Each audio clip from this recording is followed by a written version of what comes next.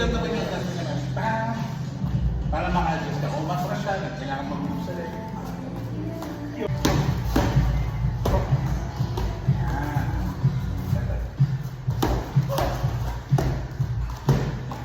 Natin ka rin wala dito.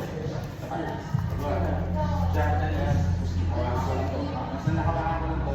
Straight. Diyan lang yan. Boom. Underhook. Basta na ko may underhook yung mga yan.